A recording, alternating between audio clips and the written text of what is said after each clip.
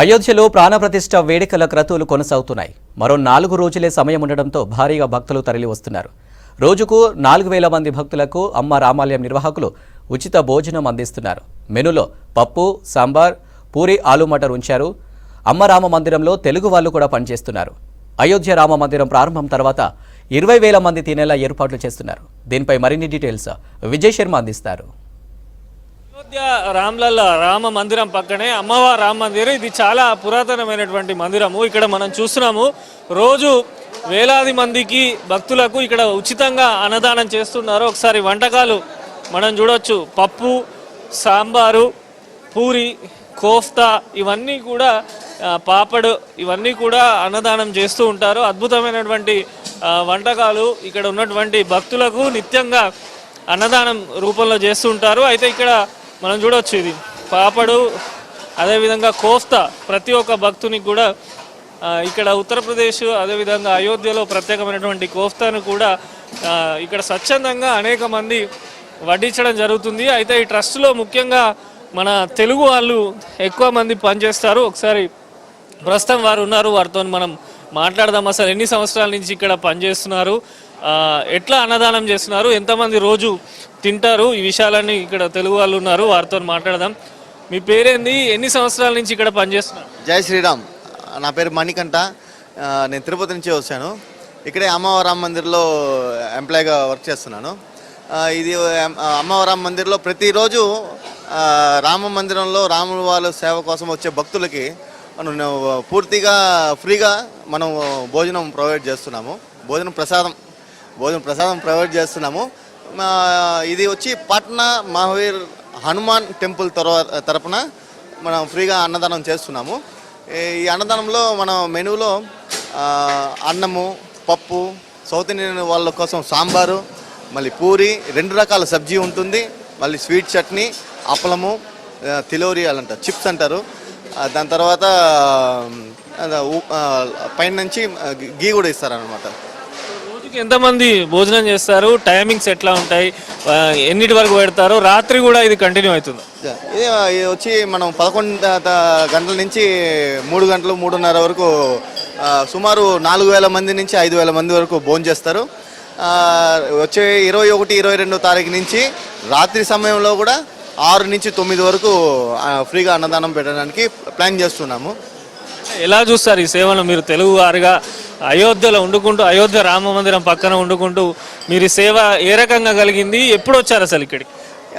మా అనుభవంలో మేము చెప్పాలంటే నాహం కర్త హరిం కర్త అంటారు.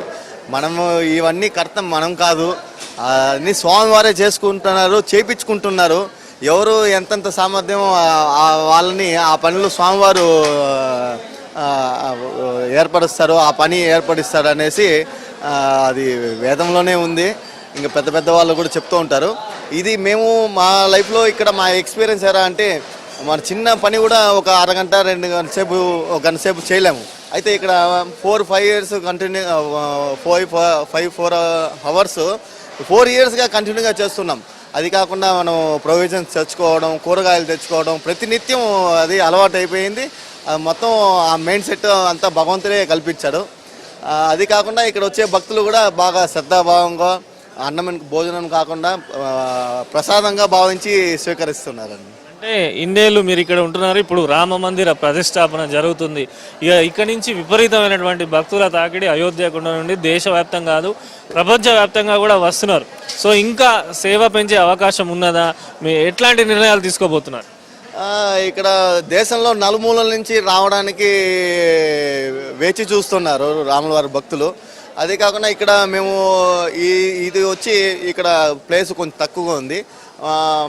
నెక్స్ట్ ఫ్యూచర్ ప్లానింగ్ వచ్చి పక్కన విశాలమైన గ్రౌండ్ ఉంది, అక్కడ ఒకేసారి 2,000 మంది కూర్చొని భోజనం చేయడానికి హాల్ ఏర్పాటు చేస్తున్నాము. దానికి నెక్స్ట్ ప్లానింగ్ అంతా కూడా అయిపోయింది, ప్లానింగ్లో కూడా అప్రూవల్ అయిపోయింది. త్వరలో ఒక 2-3 నెలల్లో కంప్లీట్ అయిపోతుంది ఆ బిల్డింగ్ కూడా. కొంతమంది సాధువులు కూడా ఉన్నారు. నమస్కారం గురుజీ, आप किधर से आए? मैं आया माउंट आबू राजस्थान, थावड़ा मठ, जालोर जिला। हाँ जी। कैसे लग रहे हैं आपको इधर ये अन्नदान और राम मंदिर प्रतिष्ठा? पहली बार बोराणु में आया था, लेकिन ये पहली बार दर्शन हुआ है। ऐसी सेवा मैंने पहली बार देख रहा हूँ। बहुत मानव सेवा के लिए भोजन पाने के लिए माँ धन्य कोटि कोटि प्रणाम करता हूँ। मैं पहली बार ऐसी सेवा देख रहा हूँ, अब और होगा कहीं भी, इनके प्रभु के द्वार में कोई कमी नहीं है। पहली मेरे दर्शन भोजन का, यहाँ जैसी सेवा अभी देखना है, पहली बार देख रहा हूँ।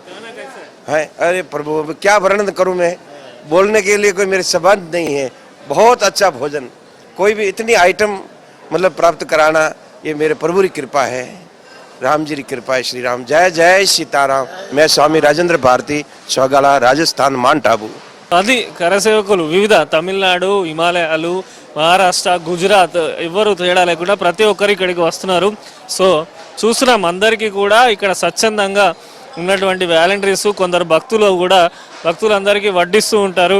ఒకసారి విజువల్లో చూస్తున్నాం, వారందరూ ఎంతో సంతోషంగా ఆనందంగా భోజనం చేస్తున్నటువంటి పరిస్థితి. ముఖ్యంగా అయోధ్యపురిలో, అయోధ్య పట్టణంలో ప్రతి ఒక్క భక్తుడికి వచ్చే వారందరికీ కూడా వీళ్ళు ఉదయం 11 గంటల దగ్గర నుంచి మళ్ళీ మధ్యాహ్నం 3 గంటల వరకు భక్తులందరికీ భోజనం పెడతారు. సో కొంతమంది తింటున్న వారితో మాట్లాడదాం. कैसा है खाना, कैसे लग रहे? बहुत अच्छा बना हुआ है एकदम। हम लोग बस्ती से हैं जी। एकदम बढ़िया, बहुत अच्छा खाना बना हुआ है, एकदम परफेक्ट, बहुत अच्छे से सब एकदम बढ़िया व्यवस्थित होके खाना मिल रहा है, एकदम बहुत अच्छी सेवा है जी। ఎంతో ఆనందంగా నాణ్యమైనటువంటి భోజనం అందిస్తున్నారని చెప్పి భక్తులు చెప్తున్నారు. సో మన సౌత్ నుంచి ముఖ్యంగా వచ్చే వారందరికీ కూడా సాంబారు ప్రత్యేకంగా ఇస్తున్నారు. అదేవిధంగా పప్పు, ఇక్కడ ఉన్నటువంటి కోఫ్తా, ఆలు, మటర్ ఇట్లాంటివి, దాంతోపాటు మనం అంటాం చల్ల పులుసు అని. సో అన్ని రకాలుగా కూడా భక్తులకు ఇక్కడ అందించడం జరుగుతున్నది. చాలా వరకు వేలాదిగా ప్రతిరోజు అందరూ కూడా ఈ అన్నదానానికి వచ్చి ఇక్కడ కొంతమంది సేవ చేసి మరికొంతమంది భోజనాన్ని ఇక్కడ నిరంతర ప్రక్రియ త్వరలోగే మారుస్తామని చెప్పి ఇక్కడ ఉన్నటువంటి కమిటీ నిర్వాహకులు చెప్తున్నారు. ముఖ్యంగా తెలుగు వాళ్ళు ఇక్కడ వచ్చే భక్తులకు అన్ని రకాల ఏర్పాట్లు, అన్ని రకాల జాగ్రత్తలు తీసుకుంటూ వారందరికీ నిరంతరం అయితే భోజనం అందిస్తున్నారు. కెమెరా పర్సన్ వినోద్తో విజయ్, V6 న్యూస్, అయోధ్య.